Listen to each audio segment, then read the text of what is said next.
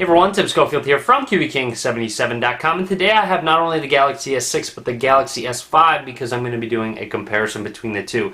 Now, not a full comparison, I'm actually only comparing Touchwiz on both of them just because there are differences between the bloat, features, etc. There are differences aesthetically as well, so I'm going to show off what's different about the Galaxy S5 and the Galaxy S6 when it comes to software and Touchwiz.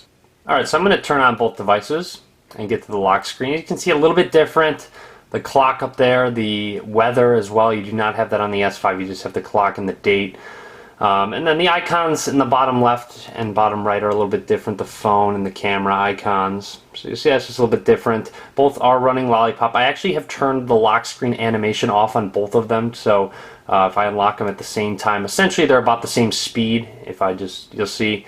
So very similar to unlocking. However, if you do have an animation on, it changes the speed, so just kind of make note of that. The S6, when an animation was on, did unlock a little bit slower than the S5 when animations were on. Alright, just going to show you guys, I am on Android version. You see a little bit different, 5.0 and 5.0.2. That's not, I don't think, associated to these changes in Touchwiz. Honestly, I don't know if any of these updates on the S6 are going to come to the S5. We'll see in due time. I don't know. Alright, so let's talk about something that's pretty important to me. That's bloatware, in a sense of apps that are installed and can't be uninstalled. So you can disable them or do nothing to them, but if they can't be uninstalled, they're essentially bloatware. There are some obviously stock applications like the calculator, calendar that are necessary and aren't bloatware, but I went ahead and kind of put them both in folders, bloat folders, and there's more apps installed on the S6 for sure than the S5. You'll see Skype, OneDrive, OneNote, those are all new on the S6 because I believe Microsoft and Samsung have a partnership. Amazon, that was on there. Lookout, that's on there. There's just other ones. You'll see Milk's on there. And then on the S5, I didn't necessarily see any of those extra ones. You'll see Instagram's even one. And to give you an idea, I'm actually going to try and uninstall the WhatsApp app on your S6, and you'll see only disable is an option, so you cannot uninstall that specific app or any of these apps, to be honest. One final thing, it might be more carrier specific, so this might not be true for your device, your specific carrier device, depending on if it's unlocked, if it's on a US carrier, etc. It might vary. So this is the T-Mobile S6 and the Sprint S5. Alright, so let's compare the home launcher and the app drawer. So if I press them at the same time, you'll see the S5 opens a little bit quicker than the S6 with a different animation. Also within the app drawer, the S5 has continuous scrolling and the S6 does not. So it actually stops at the end. So now going back to the home launcher, if you press and hold on the home launcher, you'll see it'll load up. You can edit, remove things on the S6. You can get rid of Flipboard, which is on the left. Actually, let me show you that. So if you swipe over to the left on the S5, you get My Magazine, and then on the S6, you get an option for Flipboard, which I've actually disabled. You just press this check mark to enable or disable Flipboard. You can disable My Magazine on the S5 as well within the app setting, with the home screen settings. So if I go to home screen settings, you just uncheck My Magazine. You can also change the transition effects on the home screen. Otherwise, add widgets, wallpapers, that's about it. And then on the S6, one nice feature is the screen grid. So I've actually changed mine to 5 by 5. This is actually 4 by 4 on the S5. You can have 4 by 4 on the S6 as well if you want, but I choose 5 by 5, which is really nice because I like to have more apps on my home screen, on less screens as opposed to more screens and less space. And then of course you have wallpapers, widgets, and then themes is a new one. So themes is here. You'll see you got various ones you can download from the store. That should hopefully get updated once more people add more themes to that store. Another quick difference is that folders is a little bit different. So you'll see the S5 shows a little bit more apps than the S6 does. Also, you can change a color scheme within the S6. So if you want orange, you want green, just a little light theming that you can do within this. Another change is when you press and hold the recent running apps button right here. So obviously if you load it up, it's going to load up your recent running apps. There's both at the same time. But if you press and hold it on the S5, it acts as a menu button actually, and then if you press and hold it on the S6, it acts as an activation for multi-window. Another difference would be the pull-down bar. So let's go ahead and check it out. So you'll see right here, just a little bit difference in a sense of, actually one way to tell is you'll see on the outside, let's say I go into this dialer application, so you'll see the green there. You can see the green on the left and right side of the pull-down bar, whereas on the S6 it takes up the entire side of the screen. So that's just a little aesthetic change. Overall pretty similar though. If I want to go ahead, you'll see there's an edit option here to change these quick panel toggles, and there's an icon right there. That's one thing you'll notice, text over icons, at least when checking things. So here's, if you want to see a quick difference, like I said, these might be different with Wi-Fi calling, etc., depending on what carrier model that you do have. Also, another difference aesthetically with the keyboard, you'll see just a little bit different, a little more compact on the S6, which is nicer. I actually like it a little bit better. It kind of looks kind of like the iOS keyboard, I'm not going to lie, a little bit more.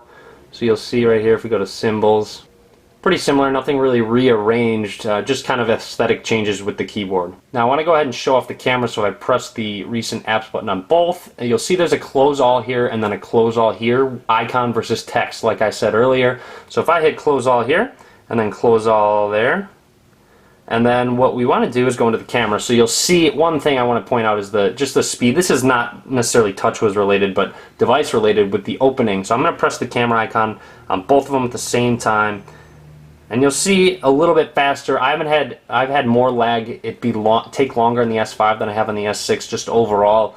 So that's just something that's kind of noticeable on it. You'll see the viewfinder is a little bit different with mode being flipped, where the pictures that I've taken have been switched. The flip to the front-facing cameras down at the bottom as opposed to the top on the S6.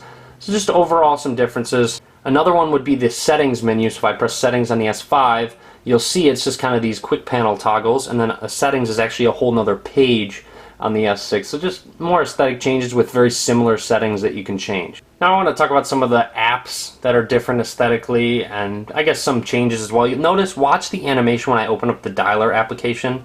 So you'll see a little bit different with the home screen kind of minimizing on the S6 and just kind of swiping up. So just a little bit of different animation. Here's the dialer.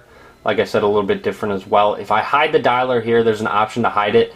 It actually brings me to my contacts. So here's the contacts. You'll see another dialer button right there, kind of more material design. If I go to contacts here, there's no dialer button at all to bring the dialer back up. And the contacts in general are just a little bit different. So a little bit smaller, a little bit more compact, not taking up as much space. Another app being the calculator, just a little bit updated. Again, I didn't consider these bloat because they're just useful and pretty much on every phone in general. So a little aesthetic change there. And then you'll see the calendar app has been definitely edited, and it looks much better on the S6 than the S5. Hopefully, like I said, these updates do come to the S5 along with the S6. Alright, so let's go ahead and talk about settings and features that are on one and not the other. So one of them is called pop-up window. So if I go into, it's only for specific applications, but if I'm on the S6, it's not on the S5. If I swipe from the corner, you'll see I can resize this.